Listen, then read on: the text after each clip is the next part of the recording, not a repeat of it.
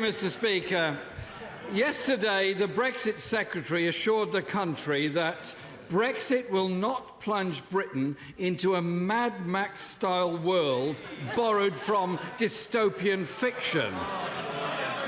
Doesn't the Prime Minister feel he could set the bar just a little bit higher? Prime Minister! I'll tell you, as the right honourable gentleman knows, we're very clear that we're going to ensure that when we leave the European Union, we are going to be able to take back control of our borders, our money and our laws. And I have to say to him, the only fiction around in relation to the Brexit and the European Union is the Labour Party's front bench, who can't even agree with themselves what their policy is. One of, Mr. Speaker, one of her former Brexit ministers in the other place warned the Prime Minister that Britain will be walking a gangplank into thin air if she doesn't decide what she actually wants on leaving the European Union. In his speech, the Brexit Secretary also said fears about a deregulatory race to the bottom were based on nothing. So why then did his own department's exit analysis state there could be opportunities for Britain in deregulating areas such as environment and employment law? Prime Minister! Can I say to the right honourable gentleman, he talks about what we actually want to achieve when we leave the European Union. I'll tell him what we want to achieve. We want to ensure that this is a country that can negotiate free trade deals around the rest of the world.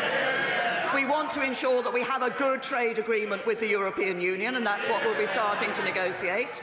We want to ensure we have a good security partnership with the European Union, as I set out in detail in my speech in Munich last week.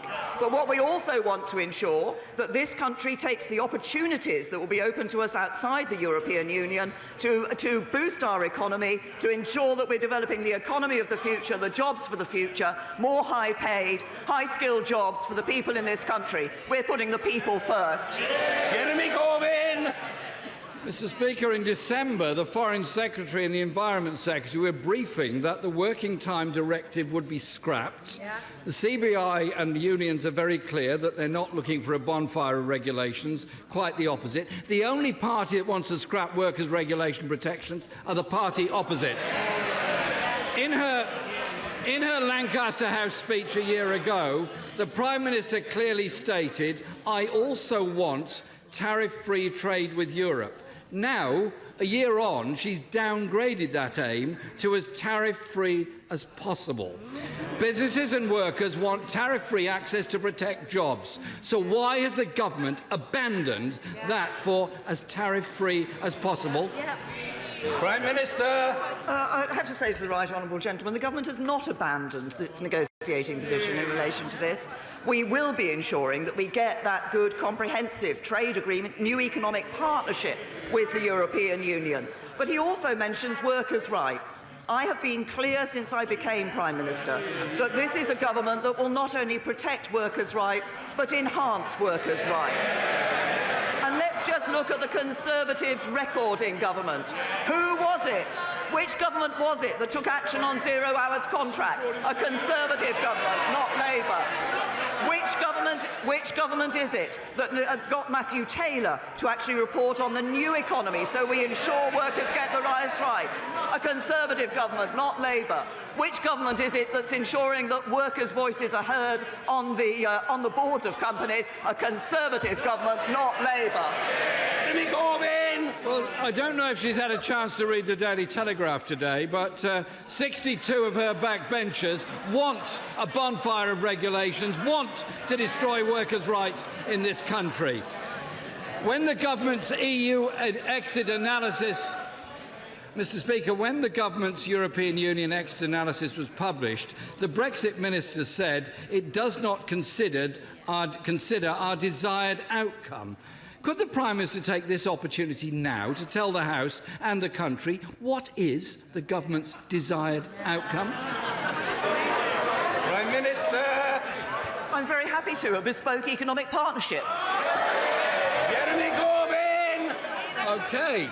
So given the Prime Minister ruled out any form of customs union with the post-Brexit, can she explain how she expects then to avoid a hard border with Northern Ireland?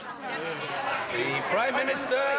The right honourable gentleman and others have asked this question previously. I've already pointed out in this chamber that the government published papers last summer which showed how we can deliver exactly that: no hard border between Northern Ireland and the Republic of Ireland, and a bespoke economic partnership with the European Union. Jeremy Corbyn. Well, the Foreign Secretary recently made a speech about Brexit, and he found time to mention carrots, spam, V signs, stag parties, and a plague of boils. Not one mention of Northern Ireland in his speech. Mr. Speaker, we're halfway through. Mr. Morris, calm yourself. It's not good for your health. It's only Wednesday, man. You've got the rest of the week to get through.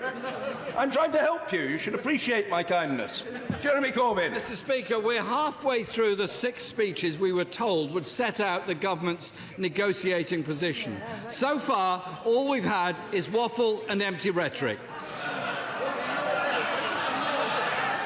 Businesses need to know. People want to know. Even her backbenchers are demanding to know. But it isn't clear from today's exchanges this government isn't on the road to Brexit, Mr. Speaker. It's on the road to nowhere. Prime Minister.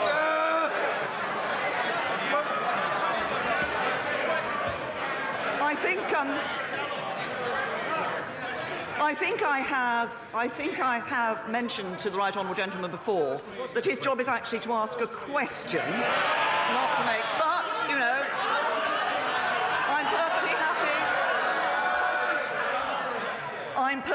I'm perfectly happy to respond to the points that he made.